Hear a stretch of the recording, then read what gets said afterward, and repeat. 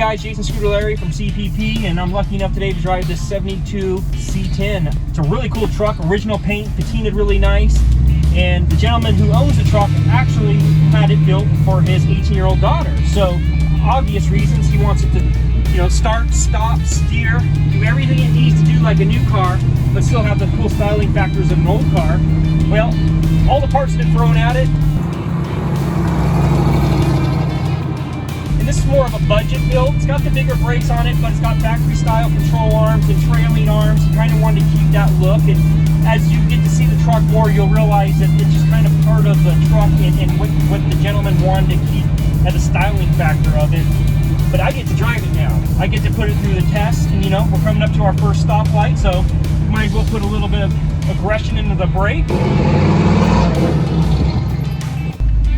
Stops very easily. It's power assisted. We'll go ahead and make a left turn here.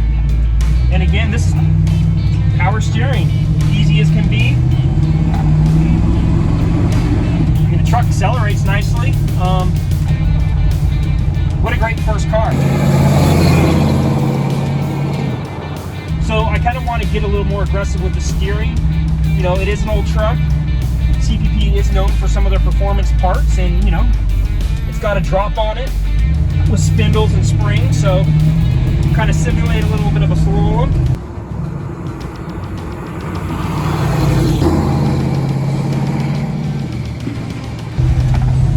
It's got the big sway bar up front, and I'm familiar with CPP cars, especially on tracks, and I mean, it doesn't lose a beat, you know, swerving back and forth aggressively. I mean, you couldn't unbalance and upset a car more than doing a slalom course, and this very steady. You know, of course I wasn't going real fast, but fast enough to kind of fill the truck and stay nice and flat, wasn't rolling over on itself, and that's, you know, big props to the big front sway bar the CPP sells. So, again, everything about an old truck, but everything you want in a new car. Feeling the overall quality of the ride. We're hitting a little bit of bumps, it's smooth, it's not rattling you, it's comfortable.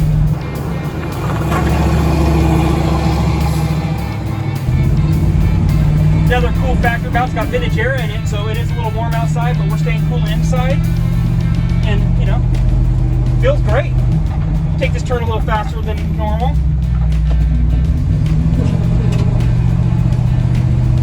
Like on rails. Alright, so I'm going to get this thing up on the lift, that way you guys can take a look at all the goodies underneath. Hi, I'm Jason Scudellari with CPP, and we're in the R&D department, so bear with us. It's a little noisy, but that's okay. Above us is a 72 C10, and it is equipped with a lot of CPP parts. And Danny, why don't we start with the brakes?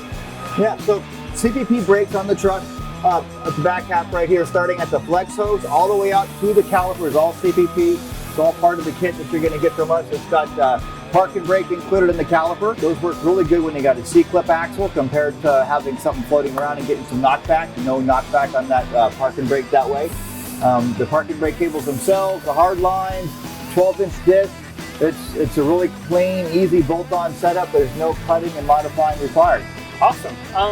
So now we've gone through the brakes a little bit. Why don't we move on to the suspension, starting back here and moving all the way to the front. All right, so a lot of stuff going on the suspension back here. First off, the obvious is the double adjustable gold aluminum shocks. Those are pretty cool. You can adjust the compression and the rebound independently. Set it where you like it. You set it for a load, set it for a day on the track, whatever makes you happy. Sure. There's some brackets to reposition the shock to correct the angle. It's got a lowering spring in the suspension, and it's got a 1-inch block along with the C-notch. So when you lower the truck like that, the shock starts to lay down at a pretty big angle, and it becomes pretty ineffective at controlling the motion. So when you hit a bump, you get a lot of oscillation. So the shock relocation kit kind of straightens that back out and gets the shock back into position to do what the shock's supposed to do, which is stop all the bouncing, control the motion, slow it down. A couple of key features in this rear suspension back here is this Deluxe Track Bar Kit. What's cool about the Deluxe Track Bar Kit is that we've taken the factory stud out of the housing and we've moved the track bar bracket all the way over to the trailing arm. It gives you a longer track bar. It's more stable side to side. Doesn't have as much left to right motion over the bumps. It's really much more stable. And it kind of corrects the geometry again when the truck's been lowered to make the track bar work like it's supposed to work. Gotcha. So, you know, I'm looking forward over there where the carrier bearing is bolted in. Is that a stock Crossmember or is that one of your guys'? So that's an original C10 Crossmember in the truck. This guy specifically wanted to keep it as original as possible, at least looking that way from the outside. So original Crossmember. It does have our anti-squat brackets for the trailing arm, so that's adjustable up and down in position. Since this is lowered a lot with the coil spring, we've raised that pivot back up, which really keeps the pinion angle really close to the factory angle. So keeping the stock geometry is what you're trying to do here. Yeah, so we're keeping the stock angles geometry. That largely has to do with how much vibration you're going to get from the dry shaft if the pinion angle is wrong. So it'll correct all of that. That works really good. And you mentioned that carrier bearing. That's our billet aluminum carrier bearing as well, and that for the C10. Yeah, it doesn't look like your normal carrier bearing. What's different about this one? So for starters, it's billet aluminum housing, so a big piece of aluminum up there, and then it's got a big polyurethane cushion to hold it in place. I believe the original carrier bearing would have been some flimsy little sheet metal form bracket that had some kind of a rubber boot that would flex and move all around that would then hold an actual bearing on the inside, and you get a lot of movement with that. And then going back to vibration from the dry shaft and the pinion angle becomes wrong, or just over time you get enough vibration in there and it deteriorates that rubber and it goes to crap. A couple of notes on this driveline that's in the truck right here is this is our slip shaft, and this replaces a single piece dry shaft that used to be from the pinion up to the carrier bearing was one piece.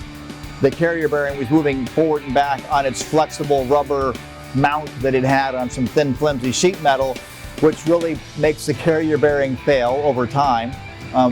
So we get rid of all of that with the slip shaft that we put in the truck. Gotcha. This setup should last a real long time. All right, so that's a quick overview of the rear. We're gonna walk forward, check out the front, and go over that with Danny also. So here we stand in the front of the truck, and here again with Danny, and we're gonna start first with the brakes. Complementing the rear, we have our 13-inch big brake front. That's on a 2.5-inch modular drop spindle. Upgraded the front to stainless steel flex hose as part of the brake kit. That's just an optional upgrade you can get. It's really a flawless package. So you get a big billet aluminum hub, very strong. It comes in 5-lug, 6-lug. It's one of the best brakes out there. Bang for the buck. Really hard to beat this brake system. Awesome.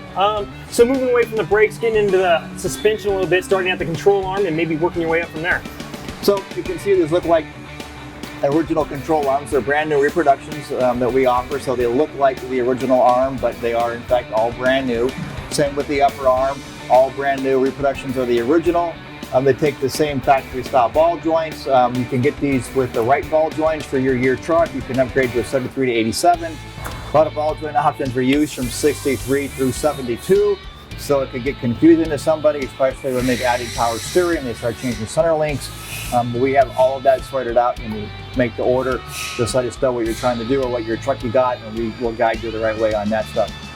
Drop coil springs, again billet aluminum double adjustable shocks on this, so you can fine tune your ride quality through your shocks that way. And complementing that suspension is a big 1.25 inch front sway bar. I noticed that. Sits up a little higher too.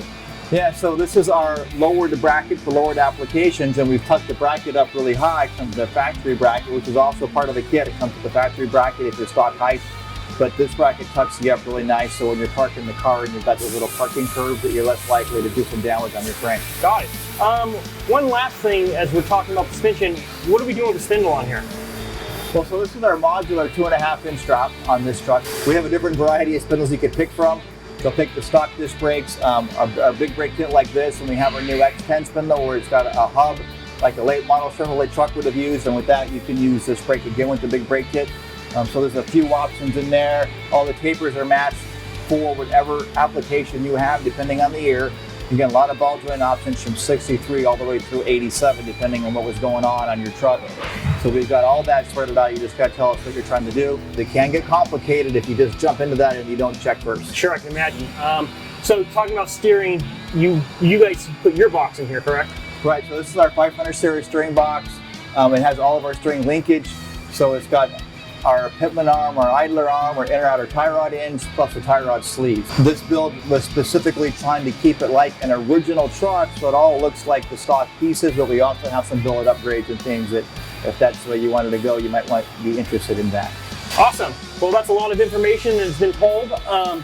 You can tell everything's new, everything looks great, but there's one last thing to do, and that's to drive this thing and really put it through the test. So that's next.